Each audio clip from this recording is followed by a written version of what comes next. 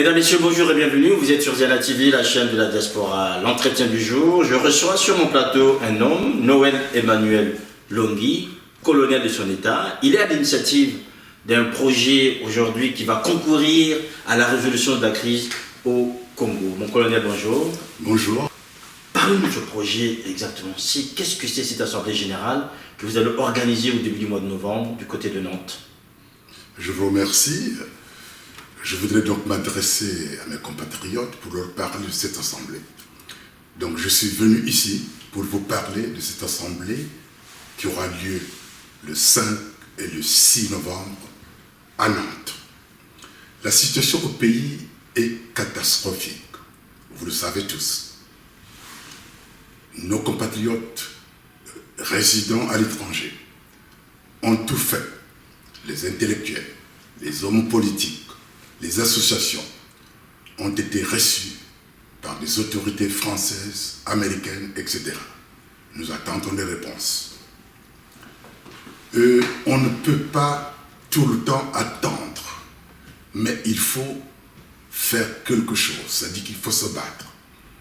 Raison pour laquelle nous nous sommes dit, à chaque fois qu'on veut mener une guerre, il faudrait d'abord savoir ce qu'on doit faire. Nous nous battons en ordre dispersé. Et vous savez très bien que nous ne pouvons pas gagner lorsque chacun fait ce qu'il veut. Raison pour laquelle les Congolais de Nantes ont pris l'initiative de rassembler tous les compatriotes congolais, tous les partis politiques, toutes tendances confondues, les intellectuels, les associations, de venir à Nantes, parce que le peuple veut un changement. Mais pour qu'il y ait ce changement, il faudrait d'abord l'union. Qu'aussi petite soit-elle, chaque pierre apportée par chaque Congolaise ou chaque Congolais sera nécessaire et important. Raison pour laquelle nous nous sommes dit, nous sommes tous des frères, nous sommes tous des sœurs, et nous nous battons pour la même cause, pour délivrer notre peuple. Il faut se rassembler pour proposer une offre politique d'espoir qui donnera au peuple congolais la vie et la liberté d'expression. Il faut sortir de cette logique de la rancœur, de la vengeance, de la haine. Il faut un rassemblement dans la tolérance, dans l'apaisement et dans le pardon. Il y a trop de victimes, il y a trop d'injustice, il y a trop d'indulgence, il y a trop de blessures. Ce qui a fait naître la peur, la méfiance et le traumatisme au sein du peuple congolais. Voilà pourquoi je dis à mes compatriotes, trop c'est trop. Venez à Nantes, nous allons nous rassembler. Que chacun amène son idée, les idées bonnes, on va les suivre. Les idées qui sont mauvaises, mais on va les combattre pour qu'on soit tous sur la même ligne. Laissons nos rivalités. Venez à Nantes pour cette assemblée. Alors, venir à Nantes pour cette assemblée, on est un peu surpris pour ceux qui sont habitués au centrisme parisien, puisque très souvent ici, à Paris, en France, pardon, tout se passe à Paris. Les événements politiques majeurs se passent à Paris. Alors, pourquoi le choix de Nantes, Noël Emmanuel Longhi? Je vous remercie. Je vais répondre à cette question. Effectivement, les Congolais qui veulent le changement de politique au Congo sont partout à l'étranger. On trouve des Congolais aux États-Unis, au Canada, en Angleterre, en Europe, en France, dans toutes les villes, par exemple Lyon, etc., etc. Mais il s'avère que ce sont les Congolais de Nantes qui ont eu l'initiative pour ce rassemblement. Raison pour laquelle nous disons, les Congolais ne doivent pas oublier que nos ancêtres, vous savez bien nos ancêtres, transitaient par Nantes avant d'être acheminés comme du bétail vers le nouveau monde qu'on appelle l'Amérique. Et ces esclaves, c'est nos ancêtres, ces esclaves qui étaient stockés, enchaînés à Nantes venaient de l'océan Atlantique, c'est-à-dire que l'Afrique centrale, l'Afrique de l'Ouest, jusqu'à la Namibie. Ce sont nos ancêtres. Ils étaient stockés à Nantes, enchaînés, pour attendre leur départ vers le Nouveau Monde. Donc, Nantes a eu l'histoire. Raison pour laquelle nous sommes dit, en mémoire de nos ancêtres, de leur souffrance, endurée pendant donc leur séjour à Nantes, nous avons pensé qu'il était important de s'inspirer de leur souffrance. Ces mêmes souffrances en ce moment que vivent nos populations à Brazzaville et à Pointe-Noire, et dans tout le pays d'ailleurs. Et venez à Nantes. Nantes a eu l'histoire. Venez à Nantes. Quand on veut, on peut. Rien n'est difficile à qui veut s'appliquer à bien faire. On sait que c'est très difficile, mais nous arriverons lorsque nous sommes unis. Mais c'est à Nantes que nous allons tout faire. C'est le début de notre bagarre. Alors, on comprend très bien que Nantes se substitue à Paris, devient le centre de la vie politique congolaise. Donc vous direz, mais que pourrait-il sortir de Nantes que Paris n'a déjà donné par rapport à cette Assemblée générale? Quel projet politique derrière Noël Emmanuel Longui? Merci, encore ce sont des questions très importantes. Je suis vêtu d'ailleurs pour les répondre. Nous sommes malheureusement hors de notre pays et nous pouvons agir comme si nous étions au Congo. Nous sommes loin. Mais il y a une urgence pour notre pays. Je dis bien, il y a une urgence. Si cette structure est formée démocratiquement à Nantes, qu'est-ce que nous allons faire? Demander aux Nations Unies, par une résolution, je dis bien par une résolution, de faire partir M. Sassou et ses mercenaires, de demander la libération des personnes emprisonnées, des prisonniers politiques, comme on dit.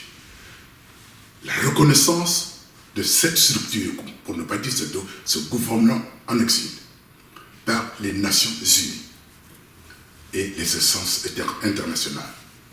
Organiser un dialogue inclusif.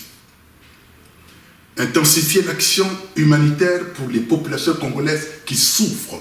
Vous savez très bien que certaines régions ont été bombardées par des hélicoptères et les gens se sont déplacés.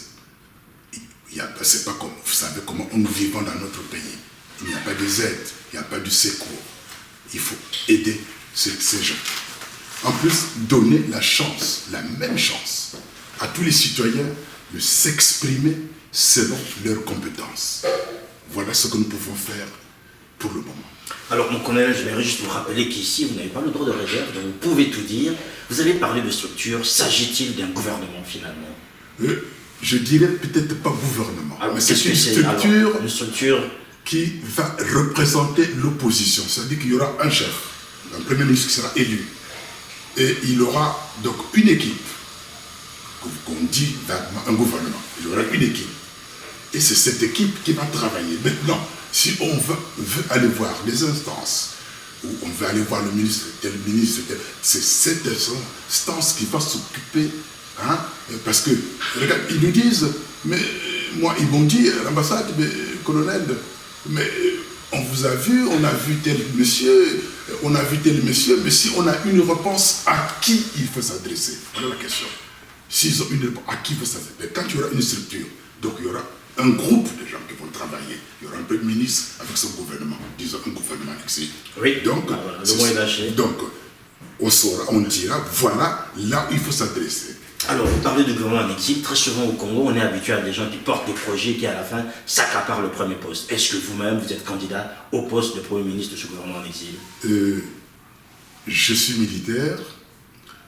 Je suis instructeur pilote professionnel d'avion. J'ai bénéficié de 3 bourses d'études dans le domaine de l'aviation. J'ai un métier. Je me bats pour mon pays. Je ne me bats pas pour avoir un poste, mais je me bats pour mon pays. Si je suis utile à mon pays, mais celui qui sera à la tête m'appellera peut-être. Mais pour le moment, je me bats pour mon pays, pour libérer le pays avec les autres. Je me bats avec les autres compatriotes pour libérer le pays. C'est notre objectif.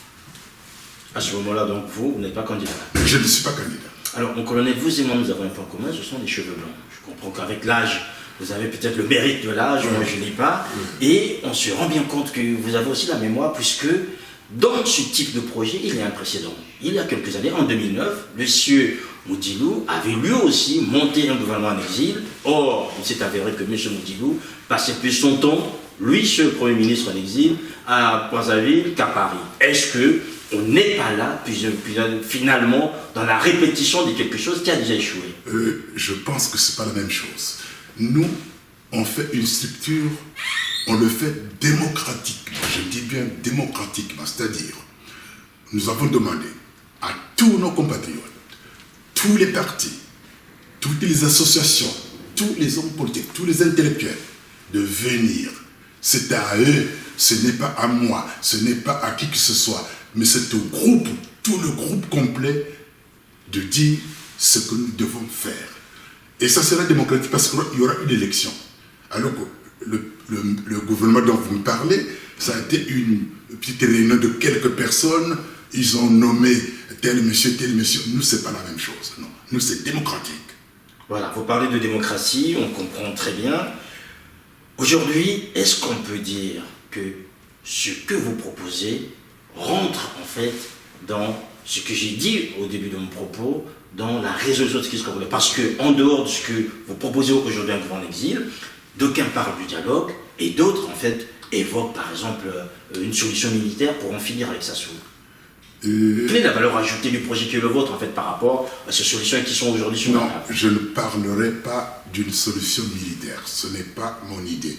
Et je ne peux pas d'ailleurs le penser. Je connais M. Sassou. Et je ne sais pas ceux qui parlent des armes militaires, etc. Je ne sais pas s'ils connaissent M. Sassou. Je connais M. Sassou en tant que militaire. Il est très intelligent, il est très malin. Non, il n'y a pas question, parce que s'il faut parler d'une question d'armes, lesquels qui vont payer, ce sont nos parents. Nos parents, ils n'ont pas des armes. Alors, vous embauchez des mercenaires avec des armes. Allez au Congo, ils vont tirer sur qui? Sur nos parents. Non, ce n'est pas ma question. Enfin, ça se le fait bien, mon colonel. Aujourd'hui, oui, il tire bien sur nos parents. Mais faut le dire ainsi. je vous dis, les Congolais ont perdu des êtres chers. Il y en a qui ont perdu leur mère, leurs enfants, leurs proches. Donc, déjà, nous pleurons ceux qui sont partis.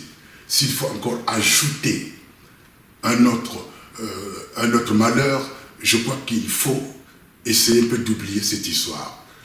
Nous nous battons politiquement. J'ai dit tout à l'heure, dès que la structure sera faite, nous allons demander aux Nations Unies une résolution. La résolution pour faire partir ceux qui prennent le pouvoir par force, avec les mercenaires qui occupent notre pays, qui martyrisent notre peuple. Voilà ce que je fais. C'est avec la résolution et non avec les armes.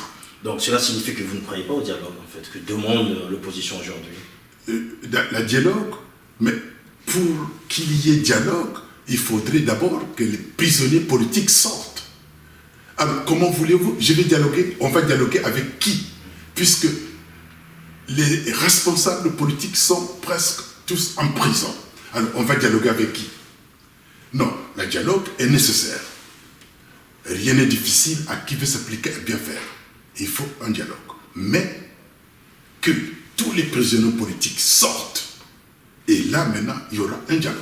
Alors, en attendant qu'ils ne sortent, aujourd'hui, il faut quand même continuer à assurer cette vivacité politique que vous portez aujourd'hui. Certains vous diraient, mais c'est très bien, mon colonel, de pouvoir mettre en place cette initiative du côté de Nantes, en France, vous êtes bien au chaud. On vous dirait, mais pourquoi aujourd'hui, Sassou considéré comme président de fait, n'allez-vous pas au Congo installer ce gouvernement parallèle afin de pouvoir lutter sur place avec les hommes et les femmes qui le font déjà depuis des années? Au Congo, il y a des Congolais qui se battent justement pour la liberté. À l'étranger, nous nous battons aussi pour cette liberté. Mais n'oublions pas qu'aujourd'hui, M. Sassou, le mandat est fini depuis le 12 août, je pense. Il n'y a plus de pouvoir au Congo. le gouvernement n'existe plus, puisque les élections ne sont même pas reconnues par les instances internationales. Donc il est là par force. Il est là par force. Raison pour laquelle d'ailleurs, je voulais adresser un message à mes frères d'armes. Parce que je voulais adresser un message à mes frères d'armes. J'ai été gendarme. J'ai eu des responsabilités dans mon pays. J'ai commandé des brigades gendarmerie de peloton au nord, au centre comme au sud. On a dissous la gendarmerie, on m'a affecté à l'armée de l'air. J'ai bénéficié de 3 bourses d'études dans le domaine de l'aviation en France, en République populaire de Chine, où j'ai conduit une délégation militaire de 21, parmi lesquels il y avait le colonel Ndamba, le colonel Maleka, le colonel Ndoudi, qui était avec moi en Chine. Après la Chine, j'ai eu une autre bourse, je suis parti au Canada. Donc j'ai eu mes licences d'instructeur pilote militaire. J'étais très fier d'appartenir à une armée dont les généraux, les officiers supérieurs, les officiers, les sous-officiers, les combattants étaient formés pour protéger le peuple. Je dis bien, les officiers, tout le monde était formé pour protéger le peuple. Ce jour, je n'ose pas croire, je dis bien je n'ose pas croire, que des hélicoptères de combat puissent aller pilonner les populations du Poul aux mains nues. Je ne le crois pas et j'ai un doute, car l'armée est formée pour protéger le peuple. Mais si cela est le cas, alors, chers frères d'armes, sachez que l'histoire vous interpellera face à votre attitude. C'est tout ce que je peux vous dire, je vous remercie. Voilà, après ce mot adressé à vos frères d'armes, on va revenir à la réalité politique. Noël Emmanuel Longui, aujourd'hui vous prenez l'initiative, or on sait quand même que le Congo a une opposition politique. Sur place, nous connaissons des hommes et des femmes qui ont été candidats aux côtés de Sassou pour prétendre à la magistrature suprême. Nous savons aussi que certains d'entre eux aujourd'hui sont embastillés, d'autres en situation en sécurité, comme le cas de M. Okombi, et encore M. Mokoko aujourd'hui en prison.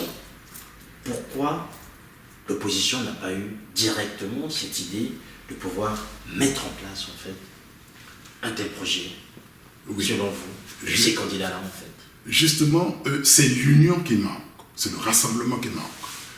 Et nos compatriotes au Congo, que ce soit Brazzaville, la Pointe-Noire, vous voyez, quand il y a l'opposition, il y a eu des élections truquées, M. Sassou s'est dit vainqueur. Maintenant, l'opposition devait se rassembler, former une seule force. Là, ils se battent en ordre dispersé. Mais l'autre dit qu'il fait une autre déclaration, l'autre, il veut reconnaître le gouvernement, mais c'est Sassou, l'autre qui dit, la journée, il est dans l'opposition, la nuit, il est avec... Non, on ne pourra jamais gagner. C'est pour ça que je demande à tous mes compatriotes qui sont à l'étranger, nous avons une certaine liberté, c'est la chance que nous avons. Nous sommes dans un pays démocratique, nous pouvons dire ce que nous pensons. Venez à Nantes, on va se rassembler. On dit dans ma langue Mambantonando, c'est-à-dire que le fleuve Congo est très puissant parce qu'il reçoit des affluents. Venez, venez nombreux, venez tous, ceux qui ont des idées, celles qui ont des idées, qu'ils viennent. On va faire des projets pour libérer notre peuple. Parce que si on se bat en ordre dispersé, on ne pourra jamais gagner. C'est la seule chose que je peux vous dire. Unissons-nous, rassemblons-nous, nous sommes forts. Lorsqu'on veut, on peut. Alors, avant qu'on arrive à Nantes d'ici le 5 novembre, je vais peut-être vous ramener aujourd'hui du côté de Brazzaville, précisément dans le Poul, dans ces villages aujourd'hui bombardés, officiellement par vos frères d'armes. Quelle est votre analyse, Noël Emmanuel Longui, de cette situation, cette crise du Poul? Justement, je ne pense pas que ce sont des militaires congolais qui bombardent le Poul. Je ne pense pas. J'ai un doute là-dessus. Parce que je suis militaire et je connais l'armée congolaise commandait. Les officiers, les généraux, comme j'ai dit tout à l'heure, sont formés pour protéger la population. C'est là où je dis j'ai un doute. Je crois que ce sont des mercenaires qui bombardent les populations du pôle. Comment je peux croire qu'un soldat, qu'un officier, qu'un sous-officier, qu'un général puisse donner l'ordre d'aller bombarder ses parents alors que lui-même il est originaire? Je ne pense pas. On a été formé pour protéger notre peuple et non pour les massacrer. Alors, comme j'ai dit tout à l'heure, si cela est le cas, il y a des questions à se poser. Est-ce qu'ils sont des militaires ou ils sont des miliciens?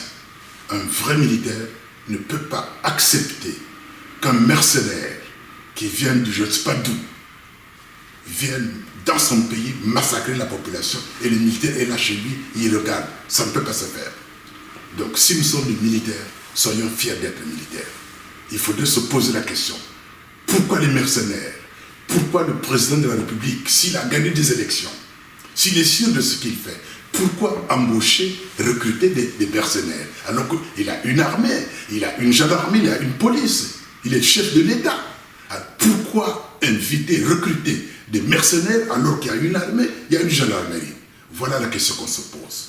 Et je dis à mes frères militaires, je ne pense pas que vous soyez vraiment contents lorsqu'on vous dit allez bombarder votre population. Je ne pense pas. Je crois que ce sont des médecins. Mais si c'est vous, mes chers compatriotes, alors là, nous aurons beaucoup de choses à dire. Merci. La crise humanitaire dans le pôle est grave. Le gouvernement demande désormais aux ONG de pouvoir s'y intéresser et d'y aller pour secourir les hommes et les femmes qui sont en train de perdre vie dans ces différentes forêts du pôle. Aujourd'hui, quelle est votre piste de solution pour sortir en fait de ce bourbier qui en devient un? C'est vrai, dans le pôle, la population souffre beaucoup. Dans des forêts, dans des rivières, etc. Ils ne mangent pas, ils n'ont rien à manger. Bon, parce que vous savez, le pôle, c'est l'ennemi numéro 1 du clan au système inhumain qui gouverne notre pays. Nous avons dit que lorsque la structure sera faite, j'ai bien dit que la première des choses, c'est demander aux Nations Unies une résolution. Alors, dans cette résolution, après la résolution, j'ai bien dit, il faudrait intensifier l'action humanitaire pour les populations qui souffrent, plus particulièrement au pôle, parce que c'est au pôle où il y a eu des bombardements, les gens sont partis dans des forêts, ils vivent n'importe où, ils ont abandonné leurs enfants, leurs maris, parce qu'ils ne peuvent pas faire autrement. Donc il faut les aider. Il faut aider tous nos frères et sœurs. Donc, ça sera peut-être les premiers points que la structure en exil, le gouvernement en exil, se penchera. Alors, on arrive vers la fin de cet entretien, Noël Emmanuel Longhi. Vous savez quand même qu'aujourd'hui, quand il y a des projets un peu comme celui que vous portez aujourd'hui ici en France, les autres Congolais un peu partout dans le monde ont l'impression que c'est une affaire franco-française. Est-ce qu'aujourd'hui, vous avez, vous, un message vers ces hommes et ces femmes qui nous regardent à travers le monde pour participer ou, je ne sais pas, contribuer en fait à cette assemblée générale du 5-6 novembre à Nantes? Ouais. C'est presque une question. Vous voyez, j'ai été reçu par certaines personnes étrangères d'ailleurs qui m'ont dit c'est une affaire franco-française. Effectivement, Brazzaville a été la capitale de la France libre pendant la Deuxième Guerre mondiale. Là, vous le savez, le général de Gaulle était à Brazzaville. Il y avait le Félix Éboué qui était gouverneur. Bon, et nous sommes indépendants. Je peux dire théoriquement, on est indépendants. Parce que si c'est la France, parce qu'on a vu des gens qui nous disent on ne peut rien faire sans la France. Pourquoi? Parce que en Afrique, il y a des limites. La France, ce qu'on appelle l'Afrique francophone, voilà. C'est le bien de la France, entre guillemets, les biens de la France. C'est-à-dire que on ne peut rien faire sans la vie de la France. Et c'est pourquoi moi je dis, ne comptons plus sur la France. Il n'y a que nous, peuple congolais. C'est à nous-mêmes de libérer notre pays. Vous avez vu l'attitude de la France après les élections dernièrement au Congo. Hein? Les déclarations de M. Hollande à Dakar. Et il a fait demi-tour. Après, il agit autrement, il parle autrement. Nous comptons sur personne. Comptons sur nous-mêmes. Mais pour compter sur nous-mêmes, il faut d'abord nous rassembler. Voilà pourquoi j'insiste sur ce point. Venez, on va se rassembler. On fera des propositions. Il n'y a que nous-mêmes qui pourrons libérer le Congo. Pas la France, pas l'Amérique, pas l'Angleterre, mais nous-mêmes Congolais. Concrètement, celui qui est en Angleterre, celui qui est à Madagascar, du côté du Tana, comme on dit, celui qui est peut-être du côté de Ouaga, s'il veut participer, ça se passe comment, concrètement, mon colonel? Bon, c'est-à-dire que on a, sur les invitations qu'on a envoyées, on a donné les numéros de téléphone, les adresses des hôtels. On les trouvera sur les hôtels. On mettra en lien. Bon, on a déjà une grande... Déjà prendre contact avec vous déjà pour signaler. Bon, on a donné le numéro de téléphone. Hein, ça dit qu'il y a quelqu'un qui reçoit un coup de fil. Bon, donc celui qui veut venir, le Congolais, c'est pas que celui qui veut venir. Ce que nous souhaitons, c'est que vous veniez tous. Oui. Ça a trop duré, mais M. Sassou s'implante toujours. Venez s'il vous plaît. Nous sommes des Congolais. Laissons la rivalité dans nos poches ou dans nos armoires. Venez, il faudrait qu'on en finisse. Mais pour finir, il faut se réunir. Et pour se réunir, il faut venir à Nantes. On va se rassembler, on fera des propositions. Mon colonel, permettez-moi une trivialité, même une familiarité. Vous êtes militaire, vous avez déjà entendu dans les casernes, c'est peut-être une chanson typiquement congolaise, hein. Les militaires, c'est Kakambalami Balé, il collait à Moissy, il collait à Lufouta. Donc ça dit que le militaire ne sourit que 2 fois, peut-être dans sa vie ou peut-être dans le mois, le jour de la paye et à côté d'une femme. Or, vous savez, le projet qui est le vôtre aujourd'hui, notamment pour faire vivre cette structure et déjà pour organiser en fait cette assemblée générale, il faut de l'argent. Je ne pense pas que vous ayez été guérisé. Comment soutenez-vous en fait le financement de ce projet, notamment cette assemblée générale? Merci. Bon, alors, mes chers compatriotes, c'est vrai, c'est une question, je ne dirais pas grave, mais importante. Vous savez bien que nous sommes des Congolais. Vous savez bien que nos parents, pour ne pas dire souffrent, mais sont victimes de l'intolérance chez nous. Nous voulons libérer notre pays. Mais pour le moment, M. Mandela est resté 27 ans en prison. Il est sorti, il a libéré son pays. Nous avons la chance d'être dans un pays démocratique. Quelques-uns travaillent, les autres travaillent, les autres non, mais on peut mettre la main dans la poche, comme on dit, 10 euros, 15 euros, 20 euros, il faut cotiser, parce que nous n'avons pas un budget. On a loué une salle. En plus, il y a des journalistes qui vont se déplacer, hein, parce que notre force, ce sont les journalistes. On n'a pas les armes pour aller tuer les opposants. On n'a pas ça. Notre force, ce sont les journalistes. Il faut qu'ils se déplacent. Bon, pour qu'ils se déplacent, il faut qu'ils payent les billets. Donc, je vous prie, mes chers compatriotes, répondez-nous. On a demandé une cotisation, je crois, de 30 euros par personne. Celui qui peut. Ceux qui peuvent donner plus. Le minimum, au moins 30 euros. On a besoin de cette somme. Parce que nous avons beaucoup de choses à faire. Et ce que nous allons faire, c'est très important. Nous nous battons. C'est le début de la bataille pour la libération de notre peuple. Début de la bataille pour la libération du peuple, quasiment à la fin de cet entretien avec mon invité Noël Emmanuel Longui. Une dernière question qui vous concerne personnellement. Les gens qui vous ont écouté porter ce projet, les gens qui vous ont écouté, qui vous voient aujourd'hui être le porte-parole de cette initiative de Nantes afin de pouvoir sortir le Congo de cette crise, se demandent, ce monsieur, il est militaire sans doute, cependant, il n'a pas de parti politique pour lui donner toute la légitimité nécessaire pour dire que voilà, moi j'ai des foules derrière moi, donc je peux les conduire. Aujourd'hui, Noël Emmanuel Longui, quelle est votre légitimité personnelle pour vous mettre debout aujourd'hui, inviter les Congolais de par le monde pour venir à Nantes, vous rejoindre pour mettre en place ce gouvernement d'exil? C'est ma volonté. C'est ma volonté de changer le régime au Congo. C'est ma force, c'est ma volonté. J'espère que, et je crois d'ailleurs que beaucoup de compatriotes ont la même volonté pour que le Congo change, pour que le régime parte, pour faut qu'il y ait la liberté. Lorsqu'on a la volonté, on a la force. Et lorsqu'on a la force, j'ai dit bien tout à l'heure, rien n'est difficile à qui veut s'appliquer à bien faire. Je n'ai pas de parti politique. Je ne représente personne. Moi, le parti politique, c'est le Congo. La personne que je représente, c'est la liberté. Venez à Nantes, je ne représente personne. Mais si je représente tous les Congolais, j'invite tous les Congolais, tous les partis politiques, les intellectuels, toutes les associations.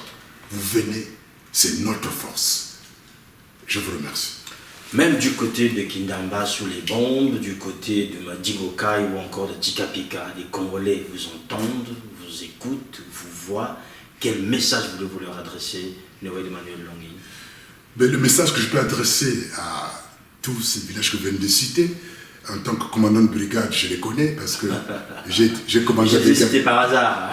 J'ai commandé la brigade Madingu, j'étais chef de PC à Mabombo, j'étais à Sibiti, etc., etc. Donc je connais tout ce quartier parce que j'ai travaillé là-dessus. Ce que je peux leur dire, c'est que, mes chers compatriotes, ne vous découragez pas.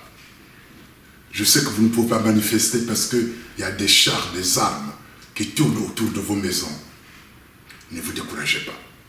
Nous avons la chance d'être dans des pays où il y a la liberté d'expression. Nous profitons de cette chance pour nous battre. On ne vous laisse pas, on ne vous abandonne pas. Mettez l'espoir, donnez-nous du courage. Et nous vous encourageons. Ne vous découragez pas. On ne vous a pas abandonné. Regardez comment je parle. Je demande à tous mes compatriotes qui sont à l'étranger de venir. On va se réunir. C'est pour libérer notre pays. C'est peut-être pas demain, peut-être pas par demain, mais ça viendra. Ne vous découragez pas. Je vous demande du courage. Voilà. Et moi aussi, je vous demande du courage puisqu'on va vous quitter, mon colonel. Merci. Je vous remercie. Et bon retour du côté de Nantes. Je vous remercie. En attendant qu'on vous retrouve les 5 et 6 novembre prochains. Je vous remercie. Je vous remercie. Voilà, mesdames et messieurs, vous avez suivi cet entretien exceptionnel avec Noël Emmanuel Longhi, colonel de son état, donc il venait partager avec vous ce projet d'organiser une structure, autrement dit, un gouvernement en exil à Nantes. Cela se passera les 5 et 6 novembre prochains.